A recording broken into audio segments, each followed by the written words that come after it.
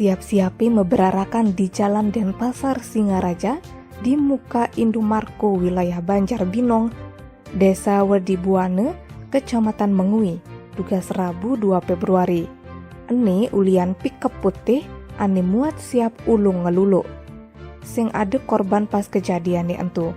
Cuma supir pickup iketut merte dari Desa Buanegiri, Kecamatan Bebandem, Karangasem, Metatu Abedik.